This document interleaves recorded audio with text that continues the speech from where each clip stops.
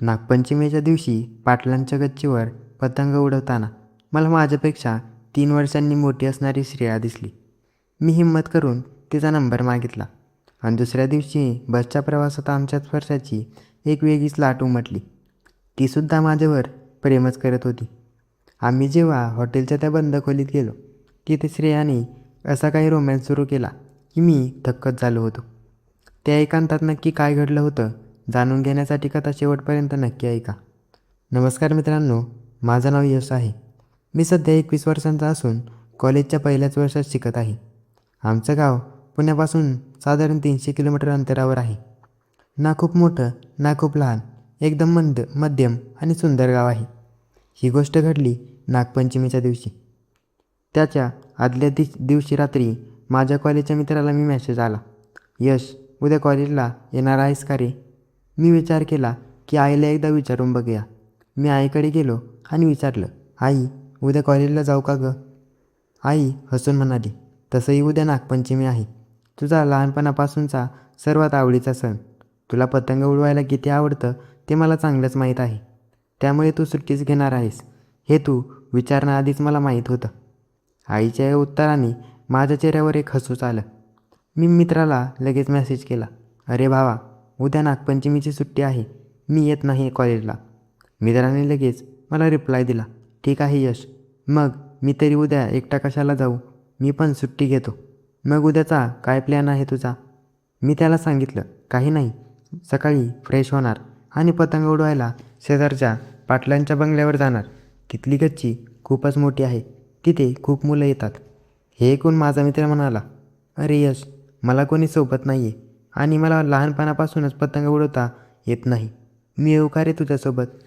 मला त्याच्याबद्दल थोडं वाईट वाटलं. मला लहानपणापासूनच पतंग उडवायची प्रचंड आवड होती आणि इतरांना पतंग उडवायला शिकवल्याला तर त्याहून जास्त मला आवडायचं. तो माझा कॉलेजमधला सर्वात चांगला मित्र होता, त्यामुळे मी त्याला नाही म्हणूच शकत नव्हतो. मी त्याला म्हणालो, नक्कीच भावा, तू सकाळी 11 वाजता माझ्या घरी ये, आपण सोबतच जाऊया. दुसऱ्या दिवशी सकाळी मी मस्त मूडमध्ये उठलो, फ्रेश झालो. दुकानातून आधीच 4-5 पतंग आणि मांजाचे बंडल आणून ठेवले होते. मित्र घरी आला आणि आम्ही दोघांनी हॉलमध्ये बसून सर्व पतंगाला व्यवस्थित दोऱ्या बांधल्या आणि पाटलांच्या गच्चीवर पोहोचलो. गच्चीवर गल्लीतल्या मुलांची भयंकर गर्दी होती. मी पतंग आकाशात उंच फिरवली आणि त्याची दोरी मित्राच्या हातात दिली. याआधी त्याने कधीच पतंग उडवली नव्हती, त्यामुळे दोरी हातात मिळताच त्याच्या चेहऱ्यावर एक वेगळाच आनंद पाहण्यासारखाच होता. तो पतंग उडवण्यात व्यस्त झाला आणि मी गच्चीवर इकडे तिकडे नजर फिरवू लागलो. तितक्यात माझी नजर एका कोपऱ्यात गेली आणि माझं हृदय एका सणासाठीच थांबलं झालं. तिथे श्रेया उभी होती. श्रेया माझ्यापेक्षा साधारण 3 वर्षांनी मोठी होती. ती दिसायला अत्यंत आकर्षक, सुंदर आणि मादक होती. मी दुसऱ्या कॉलेजमध्ये होतो आणि ती दुसऱ्या कॉलेजमध्ये, पण कधीकधी बसने प्रवास करताना आमची नजरानजर व्हायची. तिच्याबद्दल माझ्या मनात आधीपासूनच एक सप्त आकर्षण होतं. श्रेया तिच्या लहान भावासाठी गच्चीवर आली होती. तिथे माझ्याकडे पाहिलं आणि तिच्या ओठांतून एक गोड हसू उमटलं. श्रेयाने माझ्याकडे पाहून थोडं गोड स्माईल दिली आणि ती 3-4 पावले माझ्या दिशेने पुढे आली. मी मित्राला पटकन म्हणालो, लेका पतंग खाली जाऊ देऊ नकोस, मी 2 मिनिटात आलो लगेच. मी अजिबातच वेळ न घालवता थेट श्रेयाजवळ गेलो. ती माझ्याकडे पाहत म्हणाली होती. जवळ पोहोचताच ती हसून म्हणाली, काय यश, आज कॉलेजला गेला नाहीस का? मी लाजत म्हणालो, नाही श्रेया, मला लहानपणापासूनच पतंग उडवायची प्रचंड आवड आहे, म्हणून मी सुट्टी मारली. तू कशी काय आज कॉलेजला नाही गेलीस? श्रेया म्हणाली, अरे माझा भाऊ 4-5 दिवसांपासून मागे लागला होता की दीदी माझ्यासोबत पतंग उडवायला चल. मग त्याच्यासोबत यायला कोणीच नव्हतं, म्हणून मी सुद्धा आज सुट्टीच घेतली आहे. तिचं ते बोलणं ऐकून मी मनात विचार केला, आज हीच संधी आहे, हिला नंबर मागितलाच पाहिजे. मी थोडी हिंमत गोळा केली आणि विचारलं, श्रेया मला तुझा मोबाईल नंबर भेटेल का गं? कधी काही काम पडलं किंवा फोन करायचा असला तर सोयीचं होईल. श्रेयाने माझ्याकडे एक मिश्किलमध्ये नजर टाकली आणि म्हणाली, का रे यश, काही खास काम आहे का? मी अडकत म्हणालो, छे असं काही नाही, सहज विचारलं. ती हसली आणि म्हणाली, ठीक आहे, घे नंबर. तिने तिचा नंबर मागितला आणि मी लगेच तो माझ्या फोनमध्ये सेव्ह करून घेतला. त्या रात्री जेवण झाल्यानंतर मी बिछाण्यावर पडून तिला व्हॉट्सअपला मेसेज केला, हाय श्रेया, काय करतेस? तिचा लगेच रिप्लाय आला, काही नाही यश, आत्ताच जेवण करून झोपले. तू काय करतोयस? मी लगेच टाईप केलं, मी पण जेवून पडलो आहे. उद्या कॉलेजला जाणार आहेस का? श्रेया म्हणाली, हो जाणार आहे. तू येणार आहेस का? मी मनात विचार केला, उद्या बाईकने जाण्यापेक्षा श्रेयासोबत बसने जाऊया, भरपूर गप्पा मारता येते. मी तिला मेसेज केला, माझ्या बाईकमध्ये पेट्रोल भरायचं मी विसरलो आहे, त्यामुळे उद्या मी बसनेच येणार आहे. श्रेया म्हणाली, अरे वा, छानच होईल, सोबत जाऊया. तशीही मी एकटीच आहे. दुसऱ्या दिवशी सकाळी मी बसस्टँडवर पोहोचलो. श्रेया आधीपासूनच माझी वाट पाहत होती. आम्ही बसची वाट पाहता पाहता गप्पा मारल्या. बस येताच मी आधी चढलो आणि तिच्यासाठी खिडकीशेजारील सीट धरून ठेवली होती. श्रेया खिडकीजवळ येऊन बसली आणि मी तिच्या शेजारी बसलो होतो. बस सुरू झाली.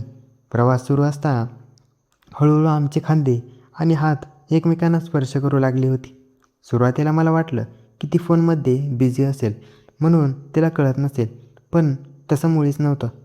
माझा हात जेव्हा तिच्या हाताला पुन्हा पुन्हा घट्ट स्पर्श करत होता तेव्हा श्रेयाने तिच्या नजरेचा कोन बदलला होता आणि माझ्याकडे तिरक्या डोळ्यांनी पाहिलं. मग तिने स्वतःहूनच तिच्या हाताचा स्पर्श माझ्या हाताला करायला सुरुवात केली. जवळपास 5 मिनिटे आमच्यात तो हळूवार रेशमी स्पर्शाचा खेळ सुरूच राहिला होता. माझ्या पाठीतून एक सुखद थरार निघून गेला. मी आता वेळ न घालवायचा नाही असं ठरवलं. मी थेट तिच्या डोळ्यात पाहिलं. मी म्हणालो, श्रेया, मला तू खूप आवडतेस. हे तुला खूप दिवसांपासून सांगायचं होतं, पण मनातच ठेवलं होतं. श्रेयाने माझ्याकडे पाहिलं. तिच्या ओठांवर एक सुखे स्माईल उमटली होती. मी माझा हात हातात घेत हळूच म्हणाली, यश, काहीच हरकत नाही. मला पण तू खूपच आवडतोस. तसाही तू इतका गोंडस आहेस. कोणत्याही मुलीला तू आवडशीलच. तिच्या या उत्तराने माझा आनंद गगनातच मावेनासा झाला होता. मी तिचा हात माझ्या दोन्ही हातात घट्ट धरून ठेवला. त्यानंतर रोज रात्री फोनवर तासनतास गप्पा आणि मेसेज सुरू झाले. आमचा 4-5 वेळा आम्ही बाहेर भेटलो आणि कुठेतरी एके दिवशी मी तिला म्हणालो, श्रेया, आपण कुठेतरी एकांतात एन्जॉय करायला जाऊया का? श्रेया हसली आणि म्हणाली, हो नक्कीच यश, तू सांगशील तिथे. आम्ही दोघे थेट एका छानशा हॉटेलला प्लॅन बनवला. ठरवल्याप्रमाणे आम्ही शहरातल्या एका छान आणि सुरक्षित रूममध्ये बुक केली. हॉटेलच्या त्या रूममध्ये पाऊल ठेवताच श्रेयाने हळूच दरवाजा आतून लावून घेतला आणि कडी सरकवली. खोलीत एकदम शांतता आणि मंद उबदार प्रकाश पडला होता. बाहेरच्या जगाची कोणतीही भीती आता उरली नव्हती. श्रेया माझ्याकडे वळली. तिने त्या दिवशी एक अत्यंत सुंदर आणि आकर्षक ड्रेस घातला होता, ज्यामध्ये ती कमालीची मादक दिसत होती. तिच्या या रूपाकडे पाहून माझ्या हृदयाची धडधड वेगाने वाढत चालली होती. मी हळूहळू तिच्या जवळ गेलो. श्रेयाने लाजत तिची मान खाली झुकवली आणि माझे दोन्ही हात तिच्या नाजूक कमरेभोवती ठेवले आणि तिला माझ्याजवळ खेचलं. श्रेयाने तिचे दोन्ही हात माझ्या गळ्यात गुंतले आणि तिचं डोकं माझ्या छातीवर टेकवलं. तिच्या श्वासांची ऊब माझ्या छातीला घट्ट जाणवत होती. श्रेया, तू आज खूपच सुंदर दिसतेस. मी तिच्या कानाजवळ हळूच फुसफुसलो. तिने मंद हसून मान वर केली आणि थेट माझ्या डोळ्यात पाहिलं. तिच्या डोळ्यात माझ्याबद्दलचं प्रचंड प्रेम आणि ओढ दिसत होती. मी जराही वेळ न घालवता माझी मान पुढे केली आणि माझे ओठ तिच्या नाजूक मखमली ओठांवर ठेवले. श्रेयाने क्षणाचाही विलंब न करता माझे ओठ आपल्या ओठात पकडले होते. त्या शांत खोलीत आमच्या पहिल्या दीर्घ पॅशनेट चुंबनाला सुरुवात झाली. तिची बोटे माझ्या केसांतून फिरत होती आणि माझा हात तिच्या पाठीवरून हळूवार सरकत होता. जवळपास 10 मिनिटे आम्ही सोफ्यावर एकमेकांच्या मिठीत धुंद होऊन चुंबन घेत होतो. त्यानंतर श्रेयाने हळूच माझा हात धरला आणि मला बिछाण्याकडे घेऊन गेली. तिने मला बेडवर हळूच ढकललं आणि स्वतः माझ्या शेजारी येऊन आडवी झाली. तिचा तो मऊ स्पर्श आणि तिच्या शरीराचा तो सुगंध एका मला वेगळ्याच दुनियेत घेऊन जात होता. श्रेयाने स्वतःहून तिचे ओठ माझ्या गळ्यावर चेहऱ्यावर टेकवायला सुरुवात केली. आम्हा दोघांमधील सुरुवातीचा संकोच आता पारच गळून पडला होता. त्या बंद खोलीत मऊ बिछाण्यावर आमच्यातील मुख्य आणि कडक रोमॅन्सची खरी वाट आता उसळणार होती. बिछाण्यावर श्रेया माझ्या अगदी जवळ पडून होती. तिच्या डोळ्यातील ती ओढ आणि चेहऱ्यावरचा तो मादक भाव पाहून माझ्या मनातील उरली सुरली ही भीती पारच विरघळून गेली होती. श्रेयाने तिचे दोन्ही हात माझ्या पाठीवरून फिरवत मला अजूनच स्वतःकडे खेचून घेतलं होतं. तिचे ते गरम आणि वेगाने चालणारे श्वास माझ्या चेहऱ्यावर पडतच होते. यश, ती आता माझ्या कानाजवळ हळूच फुसफुसली. आज आपण दोघे इथे फक्त एकमेकांसाठी आलोय.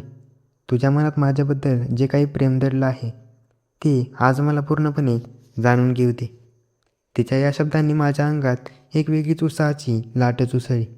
मी हळूच तिच्या चेहऱ्याला स्पर्श केला आणि तिचे विखुरलेली केस कानामागे सरकवली.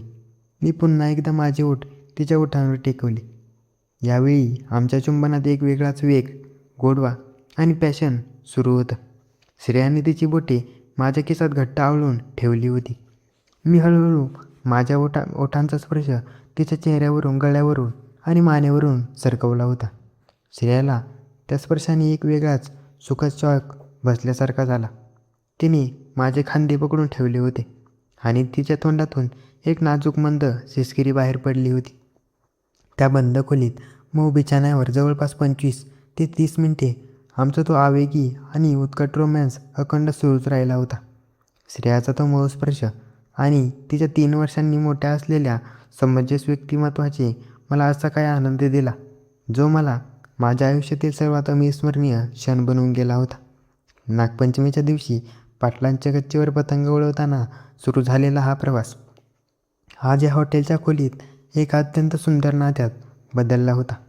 जेव्हा आमच्यामधील तो आवेगीपणा आणि ओढ शांत झाली, तेव्हा श्रेया माझ्या छातीवर डोकं ठेवून शांतपणे तशीच पडून राहिली होती. मी तिच्या पाठीवरून हळूवार हात फिरवत तिच्या कपाळावर एक रेशमी प्रेमाची पापी घेतली. तिने मान वर करून माझ्याकडे पाहिलं. तिच्या चेहऱ्यावर एक तृप्त हसू उमटलं होतं. ती मला हसून म्हणाली, यश, तू दिसायला जेवढा गोंडस आणि शांत दिसतोस ना, तेवढा अजिबातच नाही आहेस. मी हसलो आणि म्हणालो, श्रेया, तुझ्या या सुंदर रूपाकडे बघून कोणालाच ताबा राहणार नाही. आम्ही दोघांनी स्वतःला सावरलं, फ्रेश झालो आणि हॉटेलमधून बाहेर पडलो. बसमधील त्या पहिल्या स्पर्शापासून सुरू झालेली ही प्रेमकथा आजही आमच्या मनात तितकीच ताजी आणि खास राहिली आहे.